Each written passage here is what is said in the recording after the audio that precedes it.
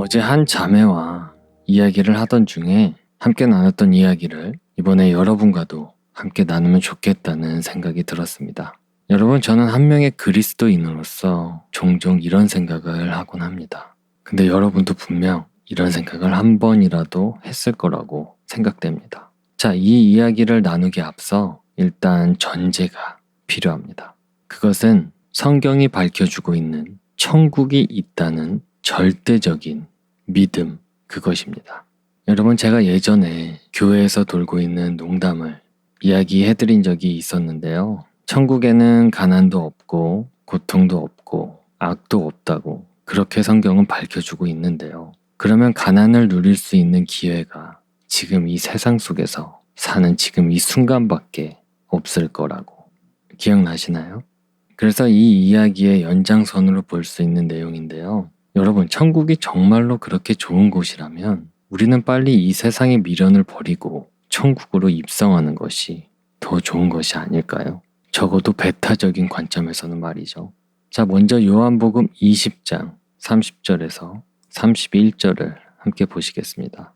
진실로 예수께서 자기 제자들 앞에서 이 책에 기록되지 않은 다른 표적들도 많이 행하셨으나 그것들을 기록함은 예수께서 하나님의 아들 그리스도이심을 너희가 믿게 하려 함이요. 또 믿고 그분의 이름을 통해 생명을 얻게 하려 함이니라.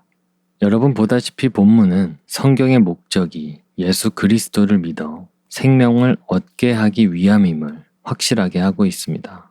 한마디로 구원이 목적인 것입니다. 하나님께서는 바로 그 생명, 그 구원을 주시기 위해 오랜 기간 많은 사람들을 동원하시어 성경을 기록하게 하시고 모으시고 우리에게 전해 주셨습니다. 창세기에서부터 요한계시록까지 성경의 카메라는 구원에 초점을 맞추고 있습니다. 구원에 관한 한 성경은 완벽한 백과사전 같은 것이죠. 그러므로 우리가 성경에서 맞추어야 할 초점 또한 구원이 되는 것입니다. 본문은 구원을 하나님의 아들 예수 그리스도를 믿어 생명을 얻는 것이라고 정의하고 있습니다. 성경이 말하는 생명은 언제나 영원한 생명이며 그것은 곧 천국을 의미함은 이미 우리 모두가 잘 알고 있을 것입니다. 그래서 마태복음 4장 17절은 이 땅에서 공생애를 시작하신 예수님의 첫 외침이 회개하라 하나님의 왕국이 가까이 왔느니라 였음을 증언하고 있습니다.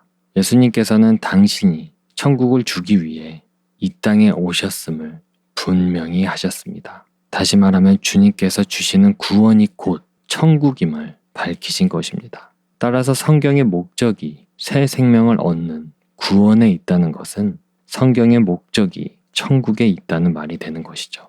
다시 말해 이 땅에서 천국의 백성으로 살아가는 데 있는 것이죠. 그러므로 성경을 믿는 그리스도인을 성경을 통해 자기의 삶의 초점을 천국에 맞추고 이 땅을 천국으로 일구어 가야 하는 것입니다. 그래야 이 세상의 헛된 유혹을 극복하면서 이중적인 삶에 비로소 마침표를 찍을 수 있을 것입니다.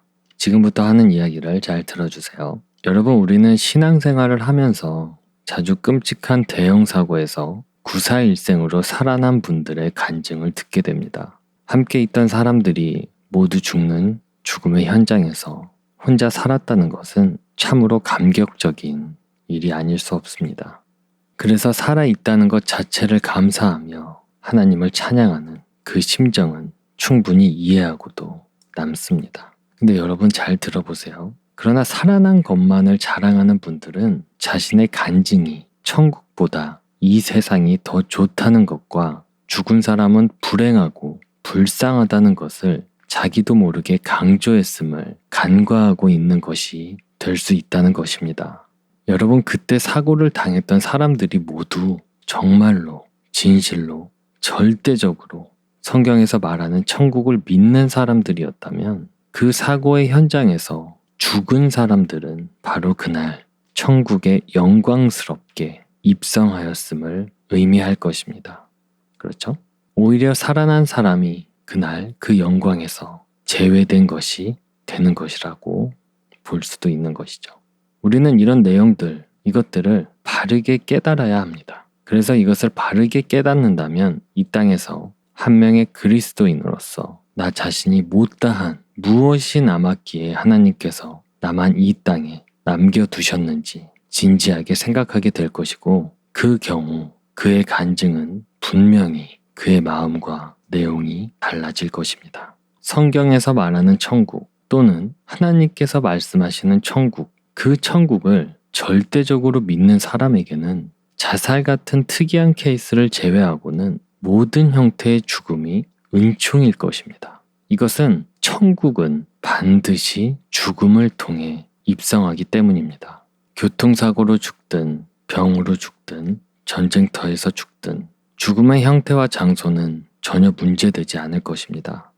근데 만약 그렇지 않다면 십자가에 거꾸로 매달려 죽은 베드로나 참수형을 당한 사도 바울 또는 그 긴 역사 속에서 처참하게 순교한 모든 사람들은 이 세상에서 가장 불행하고 불쌍한 인간일 것입니다. 우리 그리스도인이 천국을 바르게 알 때 죽음을 초월할 수 있고, 죽음을 초월할 때 신앙과 현실의 괴리가 메워질 것입니다. 그렇지 않을 경우 천국을 믿는다면서도 사실은 세상을 천국보다 더 사랑하는 그리스도인은 일평생 이중인격자로 살게 될 것입니다. 일평생 올곧은 신앙의 삶으로 일관하다가 임종을 맞아 이제 자신은 천국에 입성하니 승리의 노래를 불러달라는 유언으로 자신의 장례식을 축제가 되게 했던 김화란 박사는 그래서 천국을 믿는 모든 그리스도인의 귀감이 되고 있습니다.